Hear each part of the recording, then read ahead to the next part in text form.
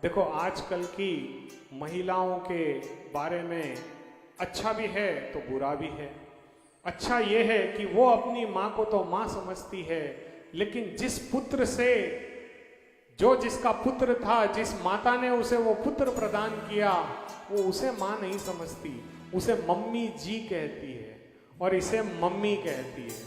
पहली बात तो ये मम्मी बोलना बंद करो, क्योंकि मम्मी जो है लाश को बोला जाता है। किसे बोला जाता है?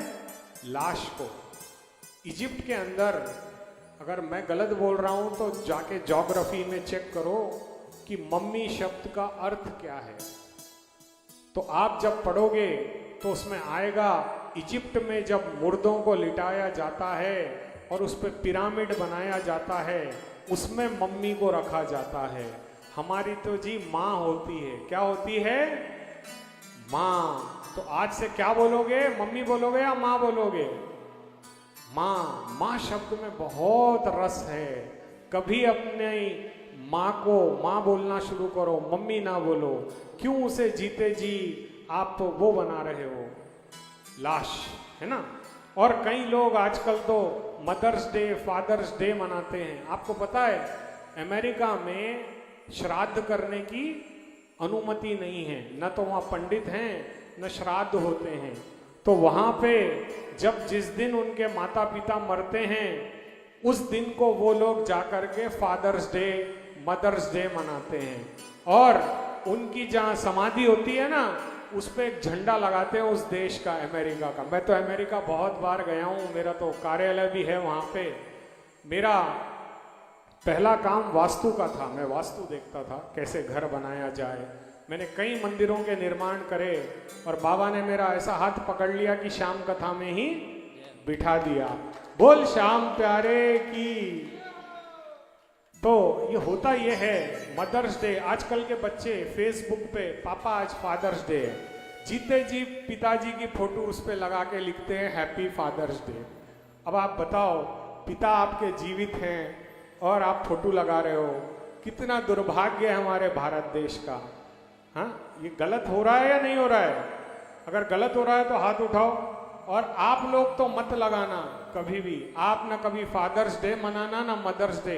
हमारे लिए तो हमारे माता पिता रोज पूजनीय हैं, डेली। ऐसा कोई दिन नहीं है जब हम अपने माता पिता का आशीर्वाद ना लें। जब हमारे लिए हमारे माता पिता साक्षात हैं, तो फिर हम क्यों ऐसे डे मनाएं जो मरने के बाद मनाए जाते हैं। हमारी भारतीय संस्कृति बहुत महान है। हमारा जो पुराण, हमारी जो पद्धति है जिसे हम फॉलो करते हैं, वो बहुत पूजनीय है।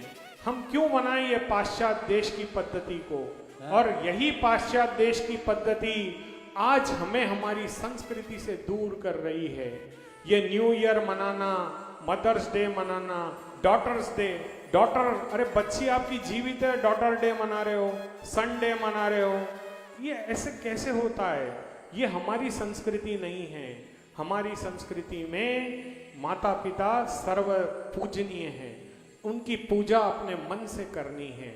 और वैसे ही घटोत्कच और कामकंटकटा ने उनका आशीर्वाद लिया, दोनों हाथों से उनके चरणों को स्पर्श किया। माँ हिडम्बा ने, भीम जी ने उनको आशीर्वाद दिया। फिर वो मेरे गोविंद के पास गए, उनका आशीर्वाद उन्होंने ग्रहण किया। वहाँ पर सब बहुत ही प्रसन्नचित्त थे। नव दाम्पत्य को सबने आशीर्वाद दिया।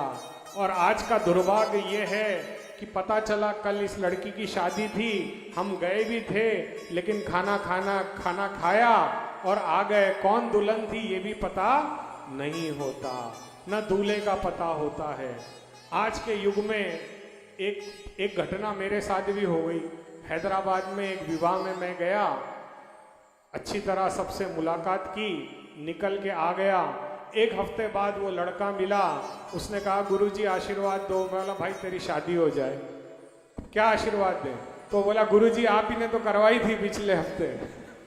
तो भूल जाते हैं, लेकिन एक्चुअली हमें लड़का और लड़की को एक बार जरूर देखना होता है, क्योंकि उस दिन वो विष्णु के स्वरूप में होते हैं और कन्या जो है वो लक्ष्मी रूप में पूजित होती है। इसीलिए अपनी धर्म पत्नी को कभी कष्ट मत देना। जैसे अपने माता पिता को कष्ट नहीं देना है, वैसे अपनी धर्म पत्नी को भी कष्ट नहीं देना।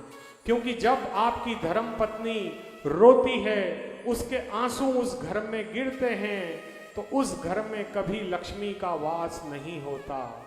आज इस बात को हमें समझना होगा कि जिसने हमें जन्म दिया, उन माता पिता को हम जैसे पूजा करते हैं, हो सके तो अपनी पत्नी की भी पूजा करो, क्योंकि वो भी अपना मायका, अपना नाम सब कुछ छोड़ के आपके पास आती है।